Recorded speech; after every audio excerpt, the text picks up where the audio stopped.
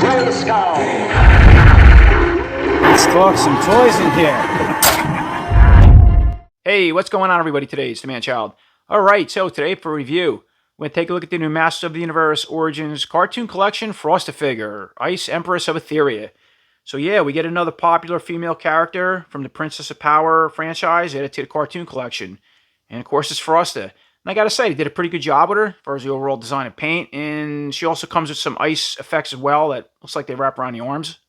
Then here's a quick look at the art and back of the packaging. So we can see Frosta using some of her Ice Blast effects fighting these snow beasts. And you also see Shira fighting one as well.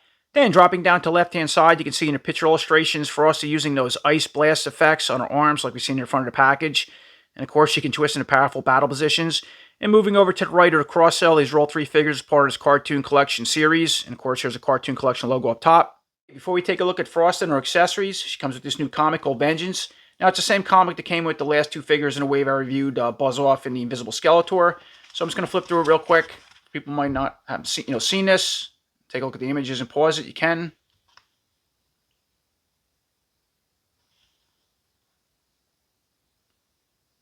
A lot of cool art, and possible teases to characters coming into this cartoon series that we haven't seen yet. Like Bo, he's already announced. And there's a cartoon Orko. He's announced as well for the next series.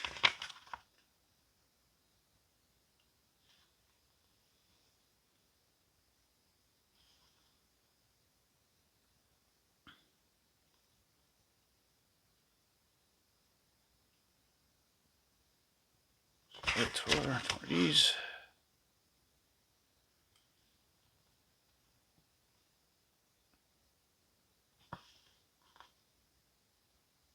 Yeah, I like the art style on this. Really stands out.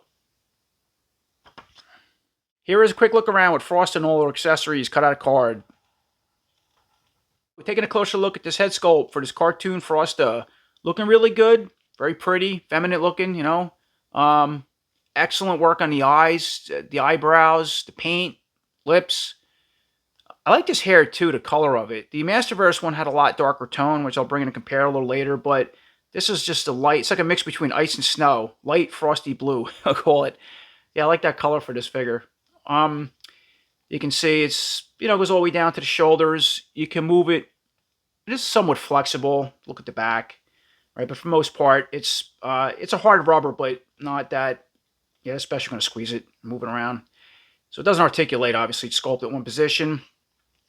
As far as the articulation with this head and hair, we can look all the way to the left. So even though it's like a solid, but yeah, flexible piece of hair and come over the shoulder, and look all the way to the right, do the same.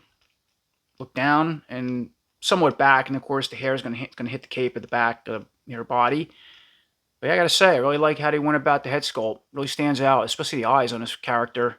And of course, I already mentioned the color of the hair. Look from the top. So of course you can see she has a cape that sits over the neck. Now we're gonna have to remove the head to remove the cape, which we'll do soon. And you notice it's just plastic. It's not fabric. Just look at the the back and the inside. It's a very glossy type material. The way it's just made. It's not sprayed, but that's how it's, I guess, casted.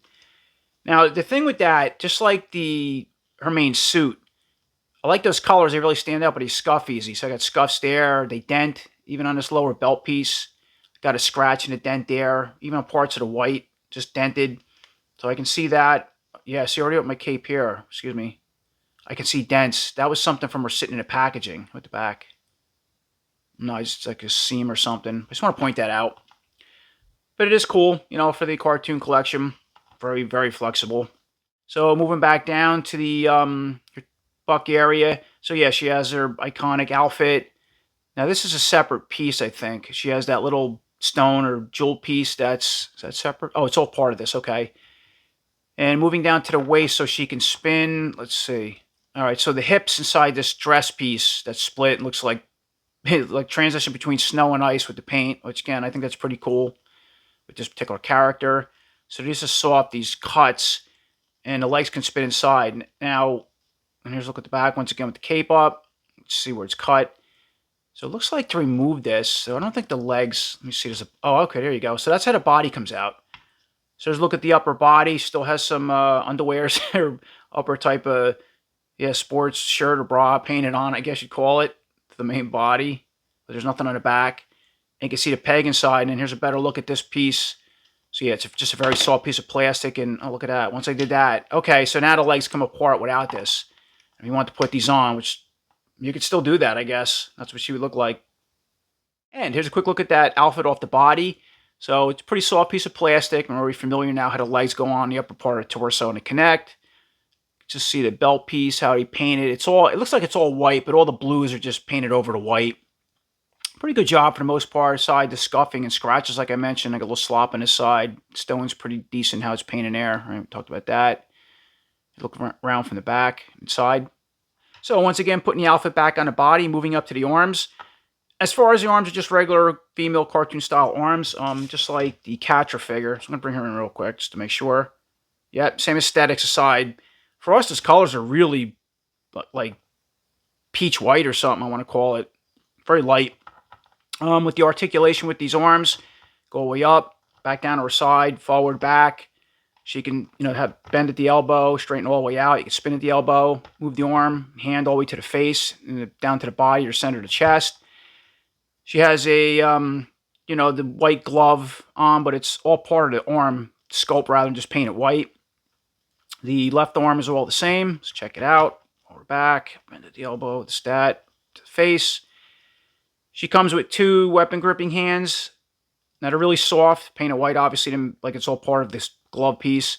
Now, the one on the right side can spin and has a hinge joint, looks like that goes up and down. And then the one on the left side can spin and it has the hinge joint that can go in or out. Now, arms should be able to also, let me see, pull right out of the body, I think. Oh, that side will come out. How about this side? Okay, so they come out like so. That side's stuck. I'm not going to... Yeah, I don't force nothing if it doesn't come out. That's about it with the arms. Now, going back to the cape. So let's remove the head off the body. See how easy that comes off camera. A lot of times I'll heat this stuff with a blow dryer if I can't. There we go. Okay. So very easy. Head come off. And there's the cape. I'm going to pop it off like so. And there's a look at the body without it. Okay, here's a closer look at that cape. Remove it off the body. So you can see how flexible it is. I already mentioned that glossy tone it has. And just, you got to be careful because you could scratch it. And the collar also has a additional paint as well. Darker blue tone over the main cape color. And here's a quick look at Frosta without the cape on if you didn't want to use it, what she would look like. And it doesn't really hinder the articulation as far as the head, up and down, all the same stuff. Okay, putting the cape back on once again, moving down to the legs, finish up the articulation. So as far as the articulation with the legs in this dress piece, she can go all the way out with a split, kick forward, go back, bend at the knee, spin at the knee. All right, now the legs are all the same, kick forward, back, bend at the knee, spin at the knee. So this piece obviously cut, it's very flexible.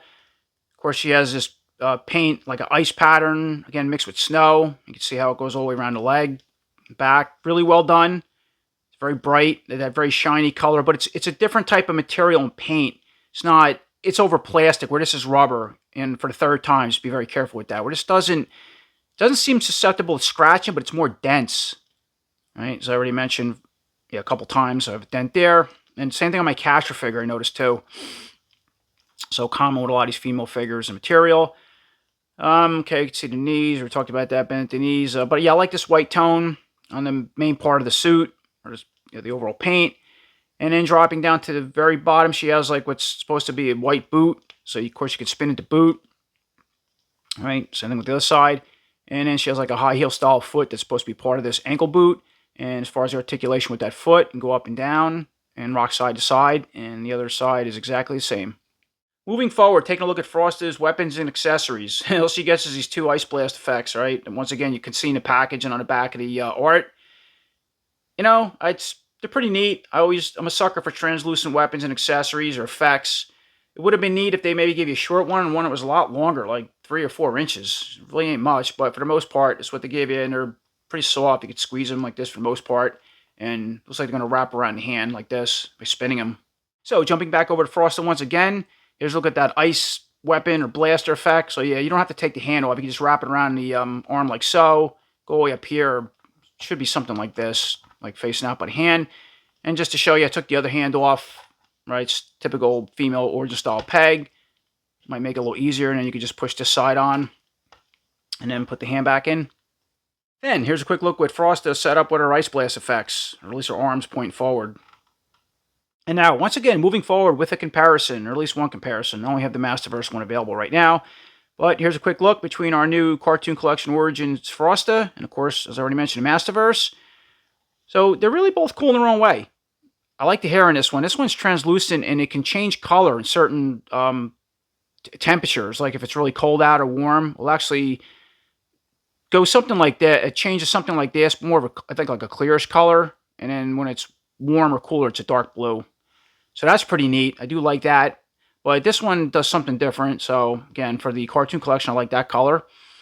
You can see she comes with her ice wand and a different, like an ice blast effect. And of course, a cloth cape. So let me put some of the parts on a Masterverse figure onto the cartoon collection one, right? Like cape, and maybe I'll try the ice blast effect, and maybe the weapon as well, and see what that looks like. So as far as the Origins Frosta, I put the Masterverse cloth cape on the body with a little neck ring. That looks really good, actually. Spin around, you can spread the cape out. Goes all the way down to the bottom of the feet. She can actually hold her ice wand or staff in the same hand. It's not too heavy. Looks actually really good with the just overall height. This little piece spins. And you can use that ice blast effect as well. Just kind of sits there. You can see that's the inside of it if you're not familiar. Right? It's like there's a way to grab it with the hand, position it. Something like that. But yeah, the parts, if you have the Masterverse one, work really cool, good on the this Origins Frosta.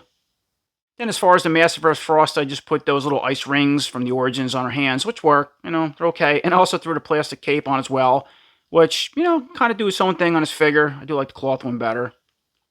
Alright, so that about does it. That's my overall review on the new Master Universe Origins Cartoon Collection Frosta Figure. And really, my overall review on all three of these figures, part of this series that I finished up, which are all really cool figures. Buzz-Off looks great. That Invisible Skeletor is a must-have, you know, even though I didn't need another Skeletor. That one you need. But I think they did a pretty good job of Frosta. Like a lot of these female figures. Beautiful head sculpt, face sculpt rather, hair. I like the color of that. Cape's pretty interesting. I think I like the cloth one better off the Masterverse one, but this does what it has to do. Sides, I already mentioned a couple times, be careful of this glossiness. This can scratch and dent easy, as well as all the rubber parts on this figure, as well as the plastic parts of the legs and whatnot. You know, it's cool they give you these little ice blasting effects. Kind of small. Would have rather two longer ones, or at least one longer one. I think would have done more, but it's something. Aside that, another Princess of Power, you know, female character to cross off our list. Part of the cartoon collection. So as always, I appreciate everybody watching. Until next time, take care.